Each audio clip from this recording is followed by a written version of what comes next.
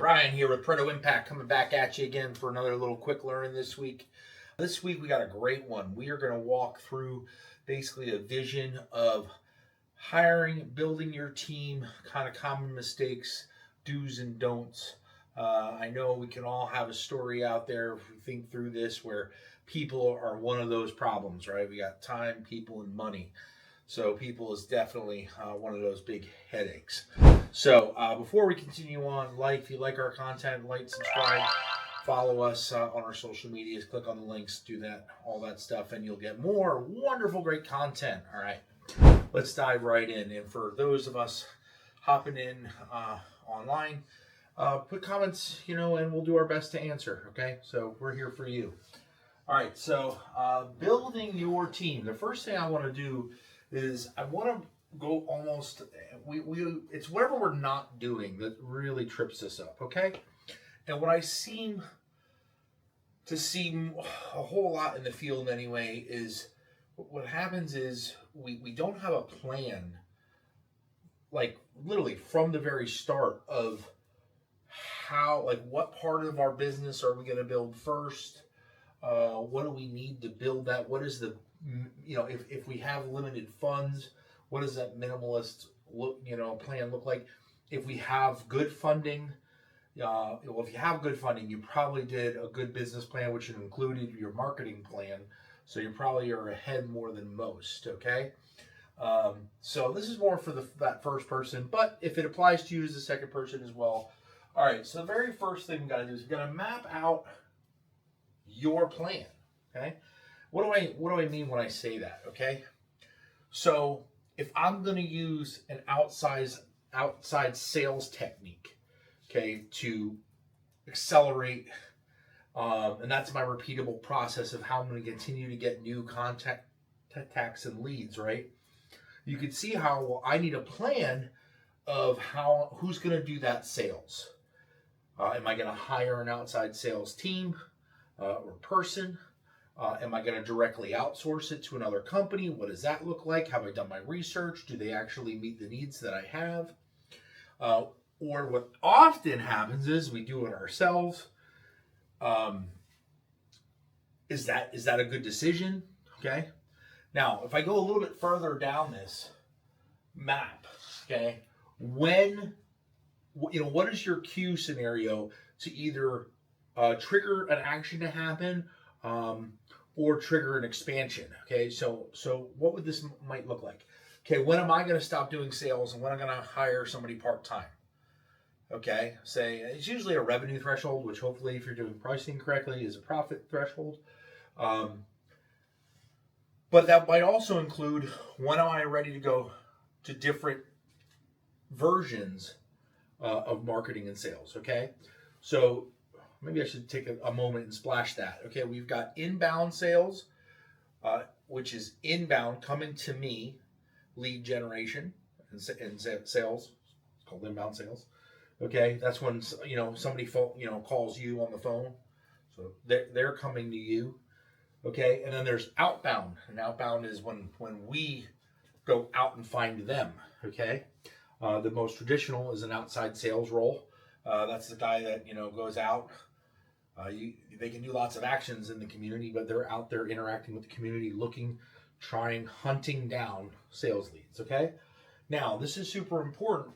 As we go through our people plan, you got to understand that as we grow, you're going to want to do all of it. So what we do is you create, here's what I want to do first, and there's usually trade-offs. There's pros and cons to each, okay? So one's not necessarily 100% better than the other. It's about going all in. So you start with the one thing that you want to do. Let's say I'm doing an e-commerce store, okay? Well, e-commerce is literally set up for inbound, where somebody can either find your website or call you and easily submit an order through your web store, okay? They're finding your web store, that's inbound, okay?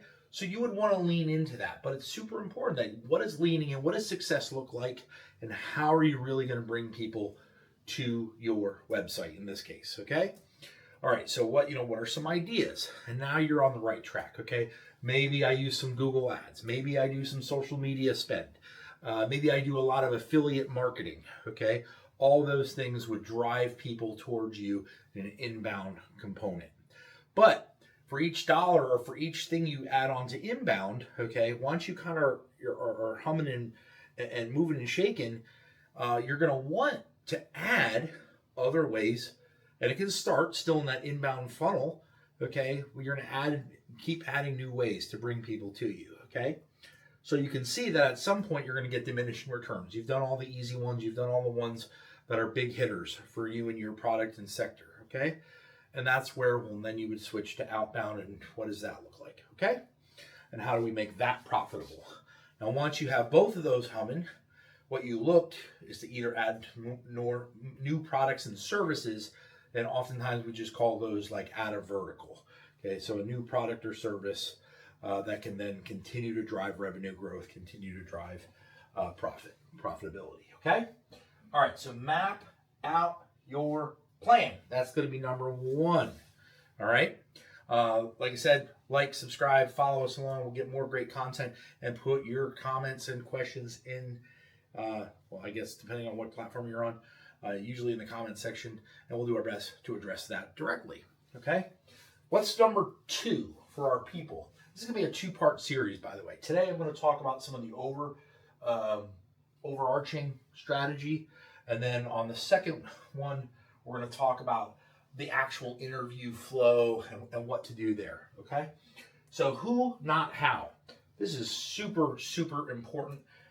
Dan Sullivan wrote an amazing book, which I recommend you all read, called Who, Not How. And what this is, let me sum it down, and then we'll expand. Who. If you are not the right who, you shouldn't be doing it. This can be broken down into two other kind of like subsectors. One, are you good at it? Two, do you enjoy it? Okay, if you are not good at it, what would be a worst case scenario? I'm not good at it, and I do not enjoy doing it. So imagine I make you do that thing. You can see, kind of I'm setting it up here, that you're not going to do it well. You're going to come up with, because you're not good at it, okay? You're going to look for any excuse to stop doing it because you don't like it. And in an ongoing perspective, you're going to stop doing it at some point. In addition, and this one's super intangible, but it's super important, okay? You are going to be miserable, okay? When we are, energy and momentum and attitude, they're contagious, right? So when you're on a winning sports team, you're like, you create a culture of winning, and that's a good way to think about it. And it does apply to the business world. Absolutely it does. So you create a culture of winning. Well, it's the same thing. You create a culture of happiness and a culture of, hey, I don't mind coming to work. And it's contagious. So if you're doing something that you hate doing, even if you're good at it, right? If you hate doing it, you've got to stop, because that's going to blow up in your face at some point, okay? So back to the who, not how. So whenever you have something done, remember our map up here in one. So the question would be, what is the least amount of energy? What are the absolute necessities?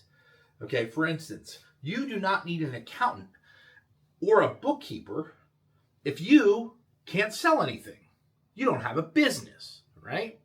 So if you're out there trying to hire for a bookkeeper and you haven't figured out how to sell something, you're hiring in the wrong order, okay?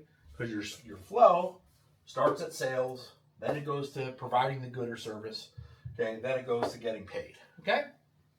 All right, so who, not how. So start here. We got something that we want done. And we go, start with, am I that person? Am I going to wear that hat? Okay, and as you look at it, you should pretty much know. Is this something I enjoy doing, or is it something I don't enjoy doing? Here's one that comes up with us a lot. In fact, we actually launched our Impact Social directly because of this, okay? Is that business owners don't know what to do on social media and don't like doing it, and quite frankly, they just don't do it consistently, okay? So we went out, we looked around, we tried to get some people. We had a lot of people that are like, well, I'll tell you what to do. And it's like, no, I need it done. I need to get it done because my business owner has other important things to do. Who, not how. I don't need to learn how to do it. I don't like it. but I need it done. Okay, so that's the who. Who can get this done for me, right? So the first question is, are you that person? Are you the best person? Should you be doing it? Okay. Now, if you say yes to that, you still need one more level of check and balance. And that is, what am I going to take off my plate that's less important? And you got to make sure that that's like whatever you're taking off, whatever you're not doing, whatever you're going to not have time, is that less important than this? Okay. All right. So now you got that. Is it you? Yes, no, or is it somebody else? If it's somebody else, then you kind of get into the scenario where you're looking to either outsource or hire. Okay, when you're just starting up, because we make so many mistakes, outsourcing is a great way to do it, okay? The one challenge I would say is, particularly if you're trying to be lean on money, is you are often forced to work with people that you don't know if they're good, if their product is good. Okay, they might be another startup as well. In those scenarios, they're not vetted, right? We don't know if they're good. So what do we got to do? We got to take some risk, okay? However, it all goes downstream towards we would want to hire. Okay, we want to hire somebody internally to do that. Assuming the workload is there, we get more control, okay? And when I say control, I mean there is control over like bossing them around and getting the but it's more, what I mean more is they control of the vision of how it's executed, okay? Because if you're, that's super important. You know, one I like to talk about, it's been in some of my other videos, Domino's Pizza, right? Hot pizza in 30 minutes or less.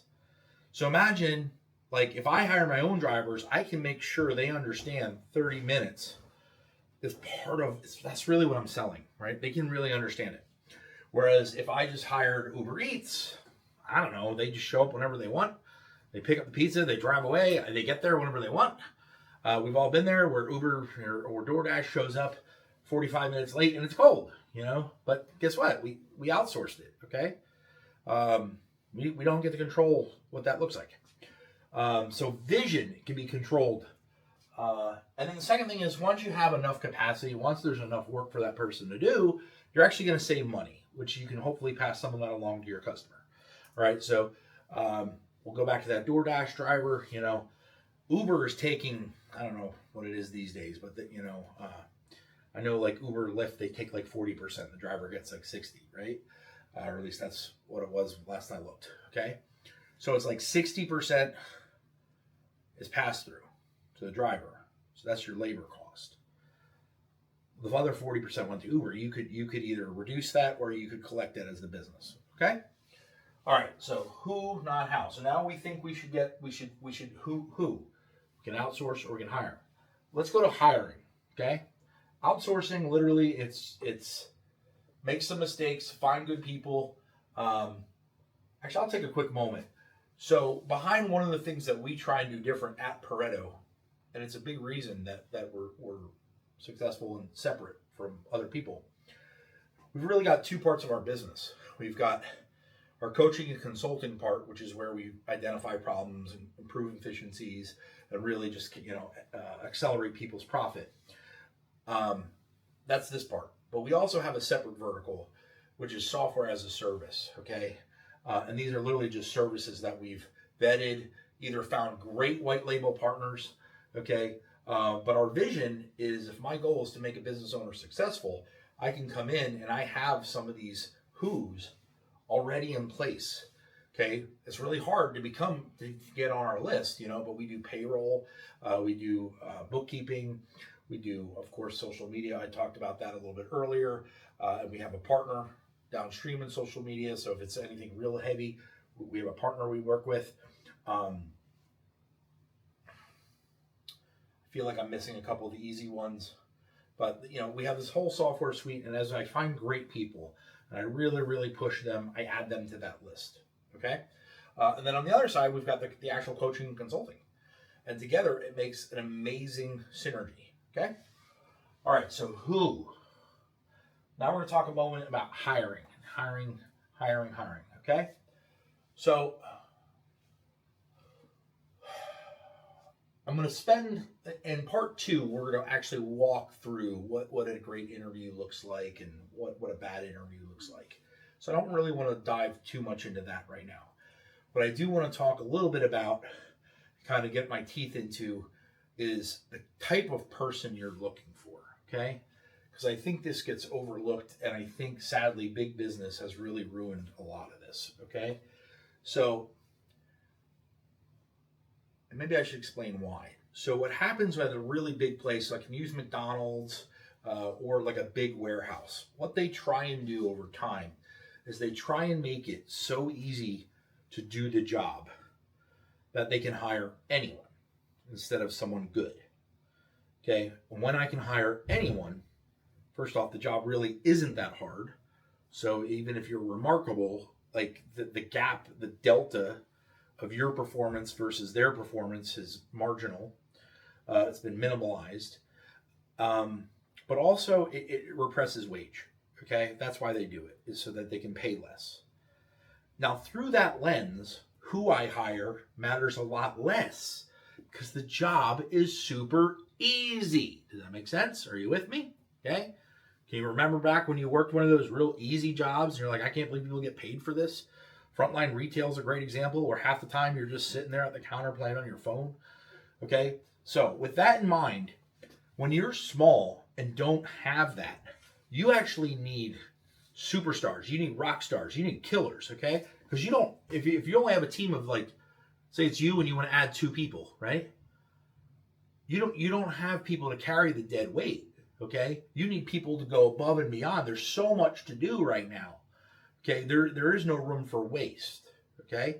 You actually need people having more than one hat, maybe 10 hats, okay? 10 job descriptions, okay? So that is not a scenario where it's getting easy to perform. It's getting hard. Okay, it's not set in stone. It varies every day. Okay, all that adaptivity and that's where experience really matters. Okay, so 2 things we're looking for when we hire. Actually, let me add a third real quick. A good culture fit. Okay, you know the attitude that you currently have in your office or company. Think about. Let's assume, hopefully, it's the attitude you want. Great. You want to get an attitude that seems like it'll mirror an ad. If your attitude isn't where you want it, then hire for the attitude, somebody that's going to get you closer to the attitude you want. If you're in one of those like misery, everybody complains, everybody's miserable all the time, then you want somebody that's going to have a positive outlook to move that needle and shift it. Okay. All right. Now, culture aside. The next thing I want is somebody who literally has the intelligence to learn new skills, okay? We do not hire, you should not hire based on skills or skills alone, okay? And why? Because skills can be taught. Do you understand? Like, listen to that, say that again in your head. Skills can be taught. So if you have somebody who's like super smart, okay, and you're like, yeah, but I need you to figure out how to use an Excel spreadsheet. That'll take them 3 hours. Are you kidding me? Okay? Yeah, well, so-and-so does this and this and that and this.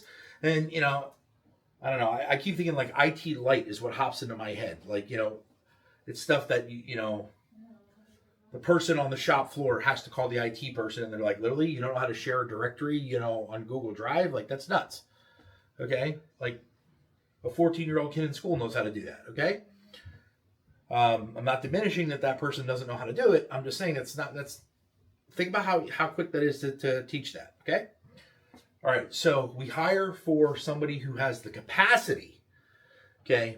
And the way I would say it, the word I would use, I have it on the board here, is we hire talent, okay? We hire somebody that has mindset. We hire somebody that has vision for what we're hiring for. Sometimes position doesn't have a lot of vision, okay? I just need doers, that's fine. Then hire a doer, okay? When in doubt, if you're not 100% sure, lean into people who have that doer mentality and that have a track record of doing versus storytelling, okay?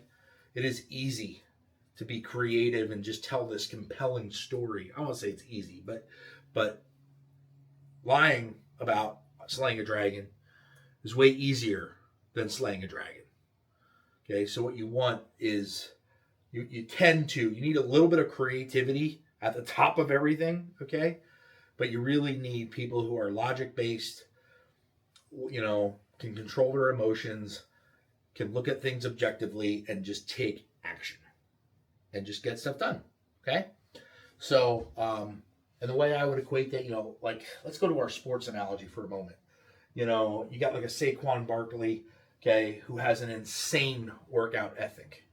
Okay, just in the gym religiously, just building up legs that are just like little tank legs so he can, not only can he run fast, but so he can sustain hits and resist injuries. Okay, you don't get there without an immense amount of doing it. Okay, and it has nothing to do, it carries over into football, but like that's the stuff you do around football, right?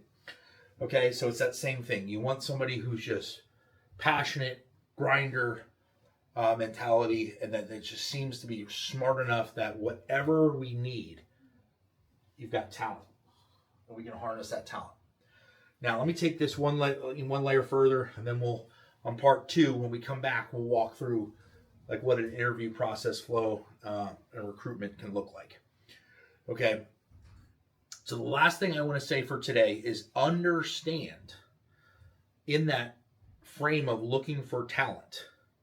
Take a moment, imagine your team. Think about maybe your best person. Let's say you're an existing business person and you've got 2 people in the office, you, and 6 people on the road. Okay? What would your business look like if instead of, if you look at those 6 people out in the field, right? One of them is amazing, or, maybe it's a team, maybe we'll say they're teams, right? Teams of 2. One team is freaking amazing. The other team is dependable. And the other team is all your problems. Okay? Imagine what your business would look like if your best team was all your teams. Okay? Now some of that can be done with training, but it's like the potential needs to be there. We'll talk a little bit in part 2 about how to retain and how to attract amazing talent.